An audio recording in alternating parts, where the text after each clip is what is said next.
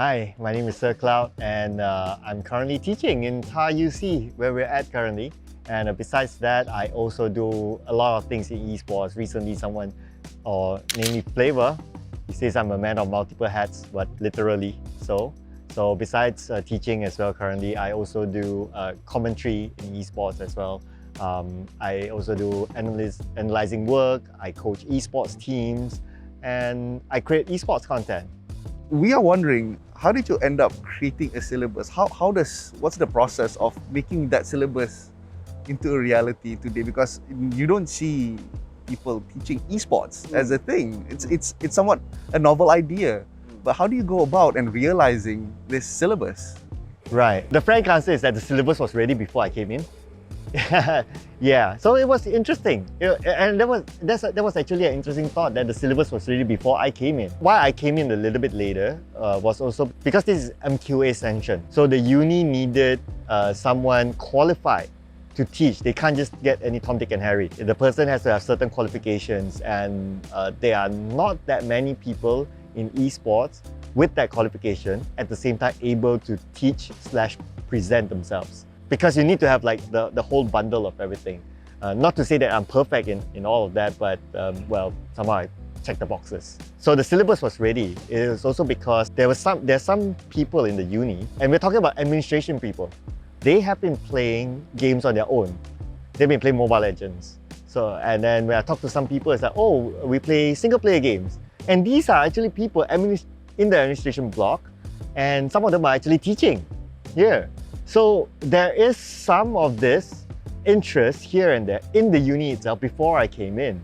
They just needed someone to fill this blank because yes, they play, but maybe they're not ready to teach. They need a specialist. So that's how I came in with the syllabus already ready because they know what they want. I see.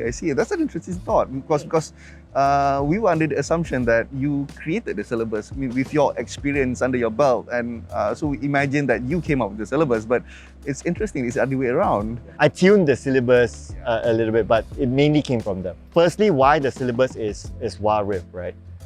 First, from the top, it's a mobile game, so it's easier for us infrastructurally to run things, rather than having 30 PCs, which we don't have that level of a PC. So it has to be scaled down to mobile. And the topic was, when I came in, they specifically say that we want to cover MOBA specifically. And then from then on, it became Rivalry. One reason is also because, well, I cast Rivalry, so everything's fresh, relevant to me, and I think that Rivalry still could use still has space to grow rather than ML. A lot of people has played it. Yeah, so that defeats the purpose of class. So coming to the syllabus comprises of theories, of getting to know champions. But at the end of the day, frankly speaking, I even told my students that Rivalry the game is just a medium. It doesn't matter at the end of the day because you will learn the values of esports throughout. Just that we need a topic at the end of the day. We can't just say it out of the air. So that's how we take Rivalry as the medium. So they will learn, of course, in-game mechanics, for the champions, skills, and then it will go throughout the draft. When we talk about drafting, it's also about like putting in the thought process, the critical thinking, the problem solving to it. How do you counter your opponents to a draft and how you execute it?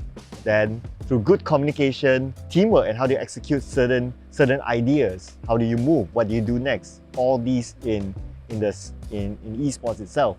Besides that as well, we are still in a university, so naturally there will be theoretical examination or tests. So there will be a quiz at some point, and there will be a presentation at some point. The idea that I have is that I'll get the students to draft a lineup, play that draft, record the entire process, and tell me what is the thought process behind it. So from start to finish, like, yeah, how do you start with the draft? And what do you do in game? What was the thought? Why do you move here? Why do you move there? So I expect that kind of presentation. So the idea of that is, of course, to get them to think and get them to be comfortable in talking as well. But mainly, of course, to use esports as a thinking medium. And besides that as well, I was quite lucky the moment the story went out in the first place. I got tournament organizers actually inviting my students to watch their live tournament and they are willing to show them around. Because part of our syllabus is also to learn about broadcasting. Yeah, basic broadcasting, like how do you do a live stream and all that in esports. So it's great that this tournament organizer invited us to go, and they are willing to be the ones to brief the students. So it gives them a live exposure. Oh, by the end of the syllabus as well, there's so much to do, right? By the end of the syllabus, these students will go through what we call a co-curricular day, whereby they will play a tournament among each other. So they will get to feel like how it is to win, and there'll be there's budgeted prizes thanks to the uni as well at the end. Sounds like a dream class to be in. I mean, I wish I could be in this class, you know, just learn a new game. But being a new player myself, and I couldn't help but overhear in your class that you had some players who are in the Challenger rank, which is the highest rank in Wild Rift. So how do you handle this rank disparity, and what do you think these Challenger ranked players will bring home at the end of a class? Right. I think that one thing about education is that we should always allow students to express themselves. So naturally in this sort of class, we don't really have a filter system of like, oh, you have to be a certain rank, only you join. Or you don't have to be a certain rank to join. It's open for all. At the back of my head, I've already expected to have this range of like, from beginner up to like maybe a seasoned player. I've expected that as well. In fact, fun fact, in this university, there is a MYSG champion. Not only that, he's a SEA Games player as well. His name is called Sagi. His IGN is called Sagi. So it's actually in this university. Okay, so I expected that sort of range, and I noticed that when I gave briefing, because I have to go at certain levels. When we talk about, for example, we talk about like, oh, these are the tank champions and what are the possible builds and so on. You can see that some of these more experienced players, they start to share. And that's great. They start to share, they start to challenge me, which is okay. And I think this is how education should be. It should be a two-way communication. If they have anything to share, please, I'll be happy. So anytime they have a thought, they say that, oh, I think that this build can be done in such a way, by all means. Because at the end of the day as well, MOBA is open. There are a lot of possibilities. You can build almost anything with any champion. There are a lot of possibilities there. I believe that we should allow the students to express themselves, and who knows, we'll learn something new from them. And psychologically as well, by allowing the students to express themselves, we encourage them to speak their mind.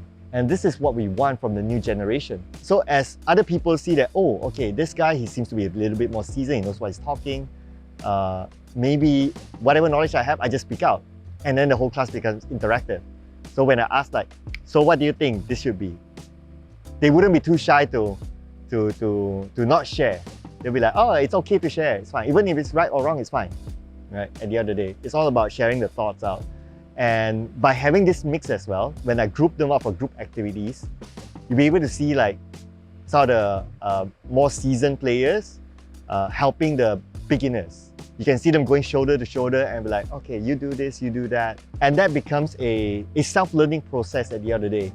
So my role is almost like just encouraging this entire process. And if it organically goes, I think this is how, in my view, education should be. So it seems like you facilitate this kind of education, this growth of players and how they interact with each other, how they think, how they analyze gameplay, and it's very important. It's very important, as you mentioned. So this class, it started, I believe, was 16th of July. Yes. So this is your second week of teaching this class. Yeah. So I mean, it might be a bit too early, but is there any interesting moments of this class, such as someone shared a very interesting, unique build, or is there a rivalry between students growing at the moment? Well, I don't see rivalry per se yet, but there are certain classes whereby they were like, hey, that team is good, and that team seems to have some good individuals. So I kind of start to identify like, okay, this group is better than, this group is on the good bar, and there's another group on the good bar, so why not spar with each other and then make it a fair fight. And it was really interesting as well. So it went down to the wire and all that. So I guess in terms of that, Does it build rivalry? I don't know. We will see during the tournament when we reach that stage. Maybe they're like, oh, this group, we gotta. The proving point is the tournament. Maybe, I don't know, right? They'll be among them. But if that happens, I think it's healthy. It's healthy competition. It is all about sports anyway, and that is the spirit of sports. You can see them doing that, and it's all within the game. But outside the game, they give each other a thumbs up. It's like, good game, guys. And I think that's what we want to achieve at the end of the day as sporting athletes. True. That's a very interesting you mentioned the sporting athletes. I mean, esports, in my opinion, is no different from actual sports where you have intense practice and good sportsmanship. You cannot just play a game and expect to be toxic. So, how do you expect to handle toxicity when if it manifests, so to speak, if it manifests in your class? Right. I'm happy so far it hasn't happened yet. Of course, we are week 2 as we record this, but that was the thing that I emphasized on day 1, like during the first class. Ethics of esports. You do not cheat. You do not ring.